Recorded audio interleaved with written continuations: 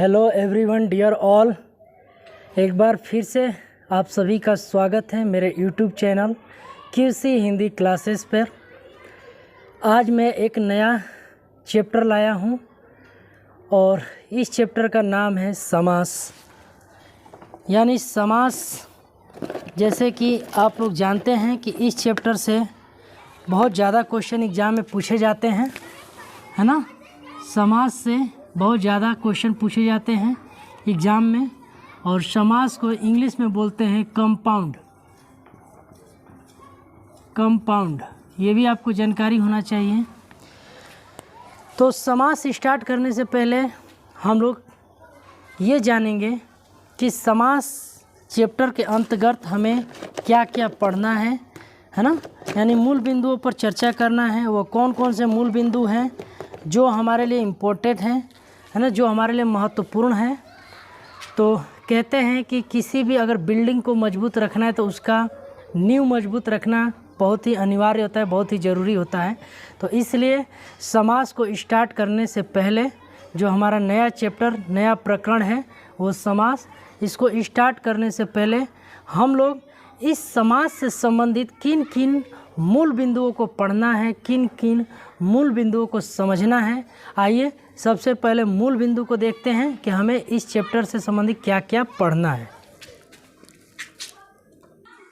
तो everyone dear all, जैसे कि आप लोग देख सकते हैं कि समास से संबंधित जो हमें मूल बिंदुओं पर चर्चा करना है, यानी जो हमें मूल बिंदु पढ़ना है वो कौन कौन से हैं। पहला कि समास का शाब्दिक अर्थ क्या होता है। दूसरा, समास किन वो दो शब्दों से मिलकर बना है, ये भी हम लोग देखेंगे। तीसरा, समास की परिभाषा क्या होता है। चौथा, समास पद या समासिक पद क्या होता है। पांचवा, समास विग्रह कैसे होता है, समास विग्रह क्या कहलाता है। इसके बाद नेक्स्ट, समास के पद, यानी समास में कितने पद होते हैं। समास के भेद बोले तो प्रकार, यानी समास के प्रकार हम भी पढ़ेंगे इसी के अंतर्गत। इसके बाद आखिरी जो है, या यूँ कह सकते हैं कि ये जो टॉपिक है मैं अपने तरफ से ये तैयार किया हूँ, और ये जो आखिरी टॉपिक है, टॉपिक का मूल बिंदु है, वो है समास के भेदों को कविता के आधार पे कैसे हम लोग याद रखें, है ना। मैं ऐसा कविता दूंगा जो आप लोग कभी ज़िंदगी में नहीं भूल सकते हैं, है ना, और कहीं ना कहीं आप लोग के एग्ज़ाम के लिए और सरल और इजी हो जाएगा। तो आइए अब इन सभी मूल बिंदुओं को एक एक करके हम लोग उठाते हैं और एक एक के बारे में हम लोग समझते हुए चलेंगे, ठीक है। तो पहला जो मूल बिंदु है वो है समास का शाब्दिक अर्थ। तो समास का शाब्दिक अर्थ कह सकते हैं, शाब्दिक अर्थ संक्षिप्त होता है, या फिर इसी को संक्षिप्तीकरण भी बोलते हैं। संक्षिप्तीकरण, या फिर इसी को हम लोग बोल सकते हैं छोटा करना। देख सकते हैं, यानी अगर आपसे सीधा पूछे कि समास का शाब्दिक अर्थ क्या होता है, तो आप लोग कह सकते हैं कि समास का शाब्दिक अर्थ संक्षिप्त होता है, या संक्षिप्तीकरण होता है, या फिर छोटा करना होता है। मैं ये तीन अर्थ आप लोग को बताया हूँ, और ये तीन अर्थ बताने का रीज़न ये है कि कंपटीशन में, एग्ज़ाम में ये प्रश्न कई बार पूछ चुका है कि समास का शाब्दिक अर्थ क्या होता है। मैं एक चीज़ और आप लोग को बता दूं कि ये चैप्टर उतना ही महत्वपूर्ण है जितना एक बड़े लेवल के बच्चों के लिए जितना कंपटीशन अनिवार्य होता है कि हमें कैसे कंपटीशन में निकालना है ना, उतना ही ये इम्पोर्टेंट चैप्टर भी है। यानी ये कह सकते हैं कि बड़े से बड़े कंपटीशन में इस चैप्टर से कुछ न कुछ क्वेश्चन ज़रूर आते हैं। आगे ये तो हमने समझा कि समास का शाब्दिक अर्थ क्या होता है, यानी यहाँ पे हमारा समास से संबंधित मूल बिंदु, पहला मूल बिंदु है वो यहाँ पे क्लियर होता है। अब हम दूसरे मूल बिंदु की तरफ चलते हैं, और दूसरा मूल बिंदु है कि समास के समास किन दो शब्दों से मिलकर बना है। तो आइए इस पर भी चर्चा करते हैं। तो मैं आपको बता दूं कि समास जो है वो किन दो मूल बिंदुओं से मिलकर बना है। आपको जानकारी होना चाहिए कि जो समास है वो मुख्य रूप से दो ही शब्दों से मिलकर बना है। कौन कौन से, आइए इसको भी देखते हैं। जैसे हमने यहाँ पे समास लिखा, समास को सम प्लस आस, यानी कह सकते हैं कि समास जो है दो शब्दों से मिलकर बना है। एक होता है सम और दूसरा होता है आश। सम का अर्थ होता है, क्या होता है, आइए इसको भी देखते हैं। सम को हम लोग बोल सकते हैं निकट, नज़दीक या फिर पास पास या फिर संपूर्ण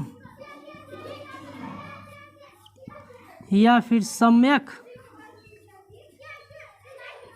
या फिर समीप। यानी आप लोग देख सकते हैं कि सब समास जो है दो शब्दों से मिलकर बना है, सम प्लस आस।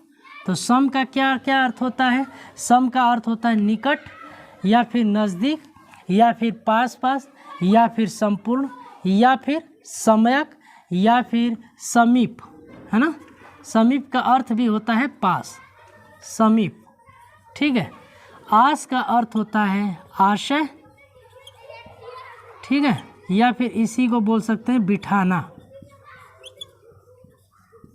जब हम इन दोनों का जॉइंट कर देते हैं, यानी दोनों को जोड़ देते हैं, तब इसका अर्थ क्या मिलेगा? यानी निकट बिठाना या फिर नज़दीक बिठाना, है ना, निकट बिठाना, या फिर बोल सकते हैं कि पास पास बैठाना, या फिर ये भी बोल सकते हैं कि संपूर्ण आशय, यानी समास से संपूर्ण आशय क्या है, या फिर सम्यक आशय क्या है ना, या फिर समीप बिठाना, समीप मतलब पास। तो इस तरह समास दो शब्दों से मिलकर बना है और दोनों का अर्थ भी मैंने यहाँ पे क्लियर कर दिया है। अब यहाँ पे एक क्वेश्चन उठता है कि निकट बिठाना या पास पास बिठाना या नज़दीक बिठाना, इसका मतलब क्या बिठाना? तो शब्दों को, यानी दो शब्दों को पास पास में लाकर उन दोनों को जोड़ देने के बाद जो नया शब्द बनता है या जो एक सार्थक शब्द उभर के आता है, वही क्या कहलाता है? समास कहलाता है। इसका अर्थ ये होगा, ठीक है। तो इस तरह समास से संबंधित मैंने दो मूल बिंदुओं को क्लियर कर दिया हूँ। पहला समास का शाब्दिक अर्थ, दूसरा समास किन दो शब्दों से मिलकर बना है, ठीक है। यहीं पर एक क्वेश्चन और उभर के आता है कि कंपटीशन में ये चीज़ पूछा भी है कि समास में कौन सा उपसर्ग है। तो आपको जानकारी के लिए बता दूं कि समास जो है सम उपसर्ग लगकर बना है ना, यानी समास में सम उस पर उपसर्ग लगा है। चलिए अब तीसरे मूल बिंदु की तरफ आते हैं। तीसरा मूल बिंदु है कि समास की परिभाषा क्या है, समास किसे कहते हैं। तो मैं आपको जानकारी के लिए बता दूं कि जिस तरह मैंने अभी अभी आप लोग को बताया है कि दो शब्दों को नज़दीक लाकर उसके योग करके और उसके एक नए शब्द का जो बनता है, नए शब्द का जो निर्माण होता है, उसे ही समास कहते हैं। ये परिभाषा हो सकता है, आइए उसका परिभाषा भी देख सकते हैं। यानी कि एक दूसरा परिभाषा हम ये भी कह सकते हैं कि आपस में संबंध रखने वाले दो या दो से अधिक शब्दों के मेल, ये मेल का मतलब योग है ना, क्या कहलाता है? समास कहलाता है। तो आइए मैंने आप लोग के सामने मैंने दो डेफिनेशन लिख दिया, दो परिभाषा यहाँ पे लिखा है। दो परिभाषा इसलिए लिखा हूँ जिसको जिस तरीके से समझ में आ जाए, जो परिभाषा इजी लगे वो आप लोग याद कर सकते हैं, लिख सकते हैं। तो पहला परिभाषा मैंने लिखा है कि समास की किसे कहते हैं। समास की परिभाषा के अंतर्गत कि दो या दो से अधिक शब्दों से मिलकर बनने वाले नवीन का मतलब होता है नए एवं सार्थक शब्द को समास कहते हैं। एक परिभाषा ये हुआ।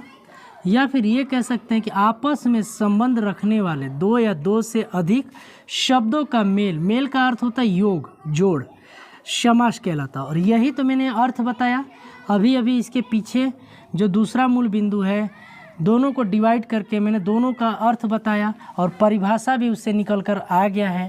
तो आई होप मैं उम्मीद करता हूँ कि इस तरह समाज से संबंधित 3 मूल बिंदुओं पर मैंने चर्चा किया है वो आप लोग को क्लियर हो गया होगा। अब हम लोग आगे बढ़ते हैं और आगे अब जानेंगे कि समस्त पद यानी समासिक पद किसे कहते हैं।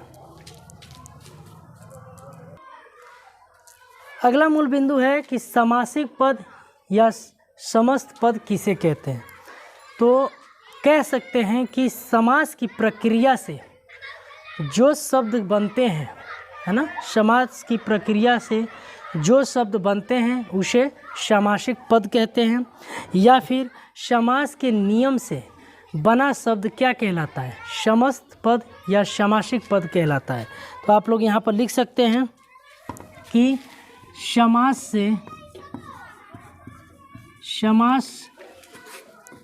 के नियम से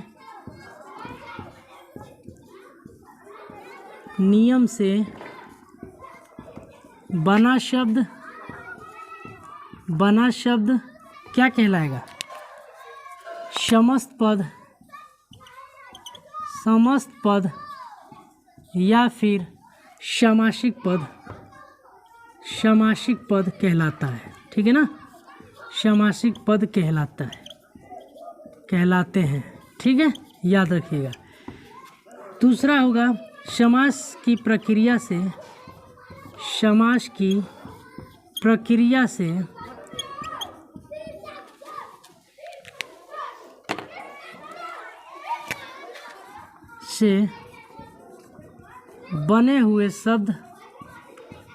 बने हुए शब्द समस्त पद या फिर समासिक पद कहलाते हैं। ठीक है ना, तो इस तरह हम लोग समझ सकते हैं कि समस्त पद या समासिक पद किसे कहते हैं। ये भी मैंने आप लोग को यहाँ पे क्लियर कर दिया हूँ, आप लोग लिख लीजिएगा। ठीक है ना, कह सकते हैं कि समास के नियम से बना शब्द समस्त पद या समासिक पद कहलाते हैं।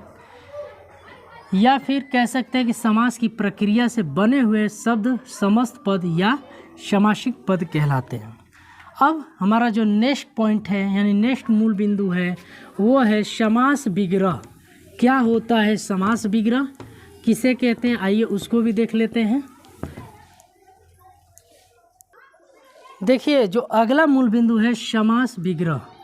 विग्रह का अर्थ होता है अलग अलग, है ना, किसी भी चीज़ को अलग अलग करना। चाहे कहीं भी अगर विग्रह शब्द आ जाता है तो उसका अर्थ आप ये समझिए कि अलग अलग होता है। अब समास विग्रह मतलब समास का विग्रह, यानी कह सकते हैं कि समस्त पदों में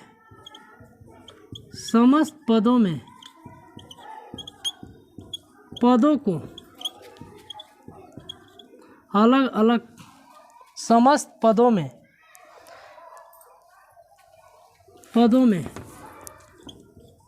सभी पदों को अलग अलग, ठीक है ना, बिल्कुल वही लिख रहा हूँ जो मैंने अभी आप लोग को बताया। अलग अलग किए जाने की प्रक्रिया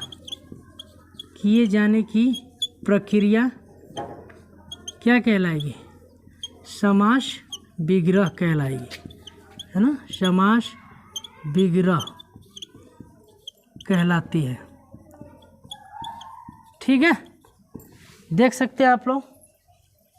यानी समास विग्रह को एक और नाम से जानते हैं, इसे व्यास भी कहते हैं। क्या कहते हैं, व्यास भी कहते हैं। व्यास भी समास विग्रह या व्यास कहते हैं। ठीक है ना, देख सकते हैं आप लोग परिभाषा कि समस्त पदों में, है ना, समस्त पदों में, अभी मैंने बताया समस्त पद किसे कहते हैं, तो समस्त पदों में सभी पदों को अलग अलग किए जाने की प्रक्रिया समास विग्रह या व्यास कहलाता है या कहते हैं। ठीक है ना, कैसे, एग्जाम्पल से हम इसको समझते हैं।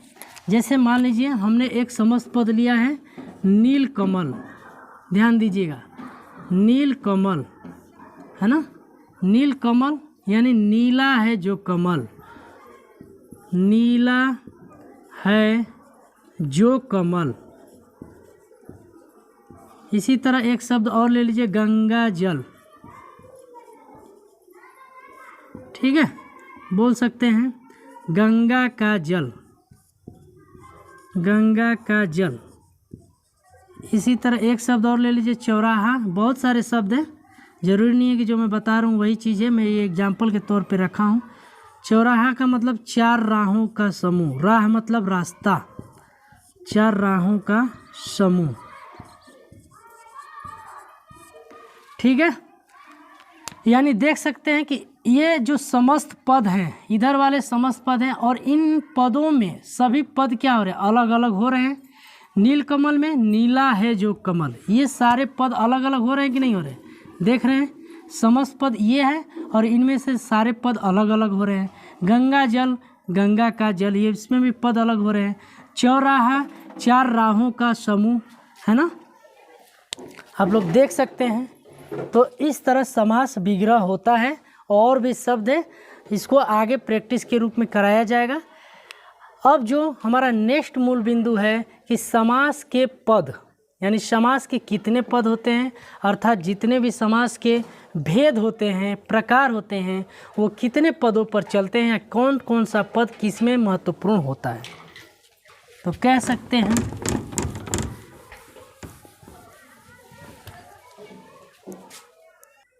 तो आपकी जानकारी के लिए मैं एक बात बता दूं कि समास के जो पद है उसको दो भाग में बांटा गया है। कितने? दो भाग में। एक होता है पूर्व पद, ठीक है, पूर्व पद को हम लोग पहला पद के नाम से भी जानते हैं, पहला पद भी कहते हैं। एक होता है आपका उत्तर पद, उत्तर पद, उत्तर पद को बाद का पद भी कहते हैं, बाद का पद के नाम से भी जानते हैं। ठीक है, देख सकते हैं समास के पद दो होते हैं, एक होता है पूर्व पद, एक होता है उत्तर पद। कैसे, आइए एग्जाम्पल के थ्रू देखते हैं। जैसे एक शब्द ले लिया मैंने, नीलकमल, नीलकमल, देख सकते हैं। तो जो आगे वाला भाग है, आगे वाला जो शब्द है वो पूर्व पद कहलाता है, और जो बाद का है यानी पीछे वाला है ये आपका उत्तर पद कहलाएगा। आई होप मैं समझ सकता हूँ कि आप लोग को समझ में आ रही होगी बातें। उत्तर पद। इसी तरह और भी शब्द ले लीजिए, गंगा जल, गंगा जल। तो देख सकते हैं आगे का जो शब्द है वो आपका पूर्व पद कहलाएगा। मैं सारे समस्त पदों की बात कर रहा हूँ। जितने भी समस्त पद आएंगे, जितने भी समास आएंगे, वो आगे का जो हिस्सा होता है, आगे का जो भाग होता है, आगे का जो शब्द होता है वो पूर्व पद कहलाता है, और पीछे वाला जो भाग होता है, पीछे वाला जो शब्द होता है वह उत्तर पद कहलाता है। आई होप, मैं उम्मीद करता हूँ कि अब आप लोग को क्लियर हो गया होगा। अर्थात मैं और भी इसके संबंधित एक बात बता दूँ कि आगे जो हम समास के भेद पढ़ेंगे यानी प्रकार पढ़ेंगे, तो उन प्रकारों में या उन भेदों में इन्हीं दोनों पे आधारित सभी समासों का विग्रह होगा। अर्थात समस्त पद को हम समझेंगे कि किस समास के भेद में पहला पद प्रधान होता है, किस समास के भेद में दूसरा पद प्रधान होता है, किस समास के भेद में दोनों पद प्रधान होता है, और किस समास के भेद में दोनों की प्रधानता न होकर किसी तीसरे के लिए व्यक्त करता है। ये सारी बातें हम लोग पार्ट 2 में देखेंगे। तो आज का जो वीडियो बना है ये समास से संबंधित पार्ट 1 बना है। पार्ट 2 में हम लोग दो मूल बिंदुओं पर चर्चा करेंगे। एक जो समास के भेद यानी प्रकार के बारे में, दूसरा कि समास को हम कविता के आधार पर कैसे याद करें जो ज़िंदगी भर हम कभी नहीं भूलेंगे। ठीक है ना। तो मैं आपको फिर से एक बार बता देना चाह रहा हूँ, जो आज का वीडियो फर्स्ट 1 बना है समास से संबंधित, इससे समास से संबंधित हमने किन किन मूल बिंदुओं को पढ़ा है आज। पहला कि समास का शाब्दिक अर्थ क्या होता है, दूसरा समास किन दो शब्दों से मिलकर बना है, तीसरा समास की परिभाषा क्या होता है, चौथा समस्त पद या समासिक पद किसे कहते हैं, पांचवा समास विग्रह क्या होता है, और छठवां जो अभी अभी मैंने आप लोग को बताया है कि समास के कितने पद होते हैं, है ना, किसको कौन सा पूर्व पद होता है, कौन सा उत्तर पद होता है। आई होप, मैं उम्मीद करता हूँ कि अभी जो फर्स्ट वीडियो मैंने आप लोग को समझाया है वो सारी बातें आप लोग को क्लियर हो गया होगा। फिर भी किसी स्टूडेंट्स को कोई चीज़ समस्या है, कोई दिक्कत है तो आप लोग कमेंट्स करके पूछते रहिए। आज के लिए इतना ही। जय हिंद,